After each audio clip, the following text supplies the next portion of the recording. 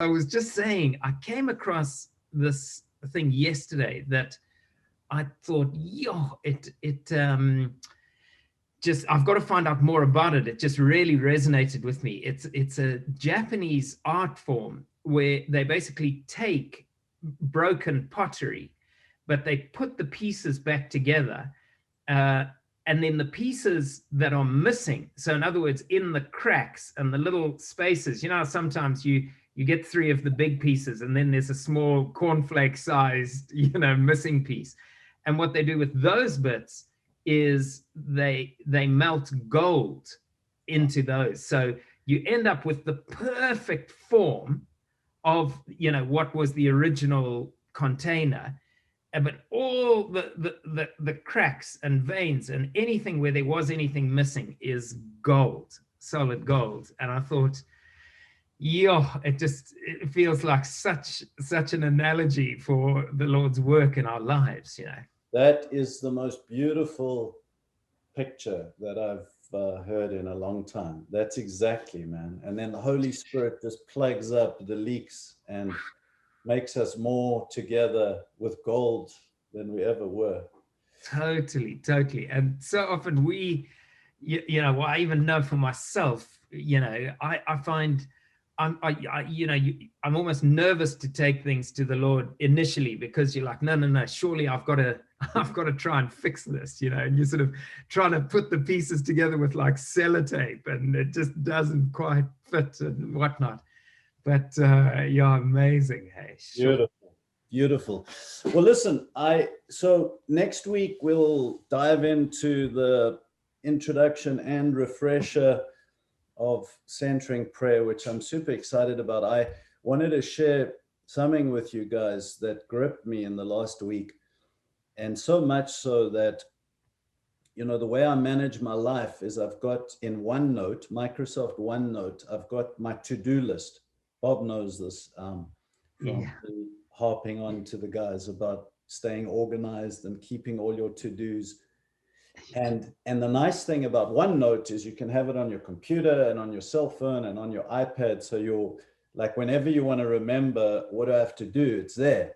Yes. And then the most important things, like from just recently, like if there's something I want to remember, I stick it at the top of my to-do list. So recently, for a long time, I've had this C.S. Lewis quote there, which says that it's just great. It's aimed at making you live in the present. He says, the future of all things is least like eternity.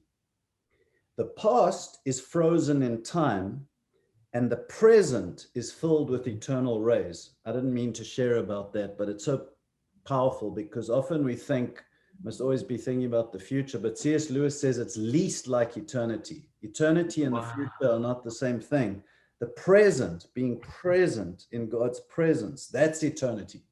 And the past is frozen in time. So don't bother with the past. Don't bother about... Anyway, so I pasted this on my to-do list. And what I'm about to share with you guys, I deleted C.S. Lewis because I think he's done his bit. And I pasted this new thing that I'm about to share with you in my to-do list. And I think I'm going to have it there for about a year. And I'm going to send it to you guys, so you don't have to write it all down. But it's from this beautiful book that I shared from last week, Thomas Merton, Seeds of Contemplation. This is the first edition that I'm really proud of. Beautiful cover, no commission for me in the, but so it's just this most beautiful chapter. And then he ends with what I'll read you.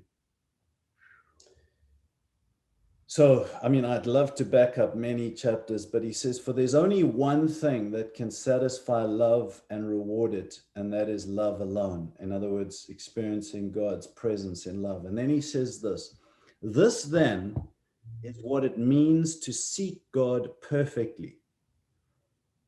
And then he lists, it's one paragraph, and he's just like rambling, feels like he's rambling, but each point is profound, and I turned them into bullet points. So as I read this, I'm going to just display like what I put in my diary here, okay? This then See, it's on my to-do list. Mm, For there's mm, only one thing that can satisfy love and reward it, and that is you alone. This then is what it means to seek God perfectly, to mm, withdraw from illusion and pleasure, from worldly anxieties and desires, from the works that God does not want, and from a glory that is only human display. To keep my mind free from confusion, in order that my liberty may always be at the disposal of his will. To entertain silence in my heart and listen for the voice of God.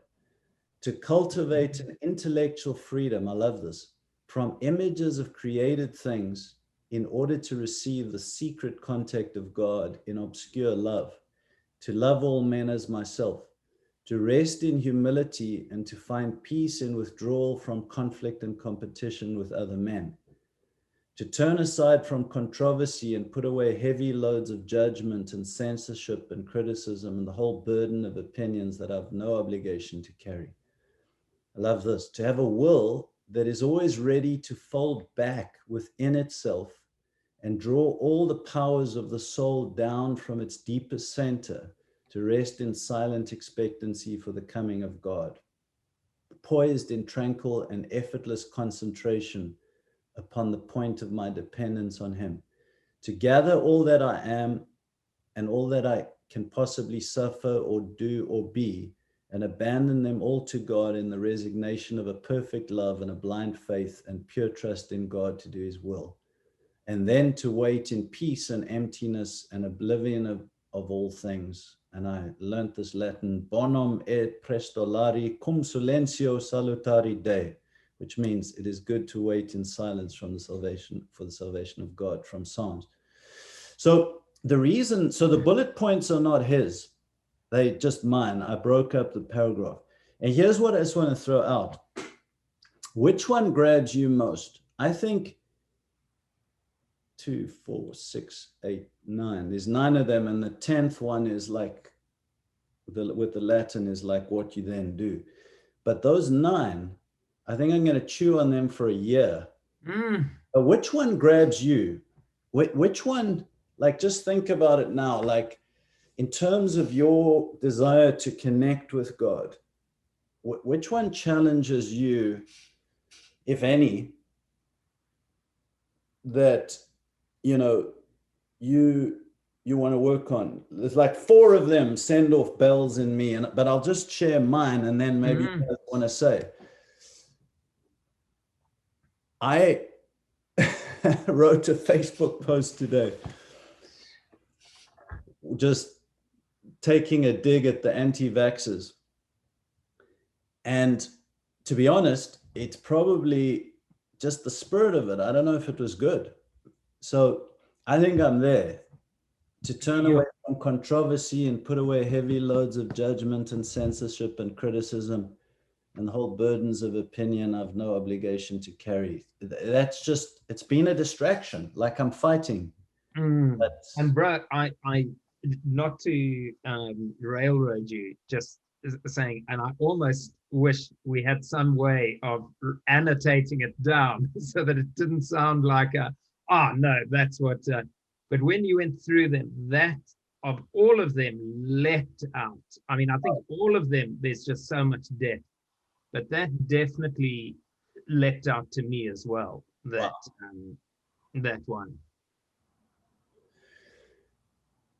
What about you, Bob, man? Yeah, if I think you said you have 10 there. So the second to the last one, I'm calling it 9. To gather all that I am and have all that I can possibly suffer or do or be, and abandon them all to God in the resignation of a perfect love and blind faith and pure trust in God to do his will. You know, that just sums everything up. And you know, all of the anxiety you carry about the future, every concern, every thought, everything that your mind is constantly thinking what to do, how to do it, and just to abandon all of that and just trust in him to guide you and just carry that load. And yeah, that's awesome. That one stuck out. Awesome. Well, look, here's the point. So I'm going to send you guys this and you can chew on it over time. But the point is a little more summarized and fundamental. Every one of those involve a type of a surrender, whether it's the one Johnny and I shared about surrendering conflict with others, whether it's the one you shared, Bob, about just surrendering who you are in your time, you know, or surrendering competition, or surrendering images in your mind of who you think God's like, which comes to the essence of what it takes to know Christ. And that's, you know, the most amazing experiences of the Holy Spirit are fully available to us, and they just take one thing, and that's dying. They just take these surrenders of all these different things, and they're glorious surrenders because ultimately they set us free. And that's the workout that we're doing in centering prayer. So as we spend 20 minutes now, but just letting go of those things, of thoughts, it's that practice, and God is there. He's there already. It's not when we do it, we might attract him. He's the theological basis of centering prayer is the theology of the indwelling Holy Spirit.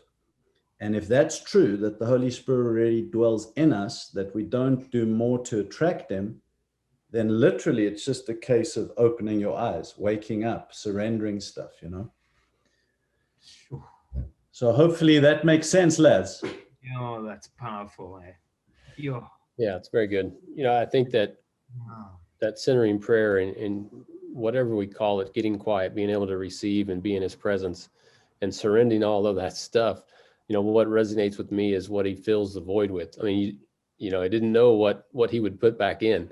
You know, you give up all that space, all that control, all that room. He surprises what he puts in there, the gold that he fills in the cracks with, you know. I mean, yeah. Absolutely.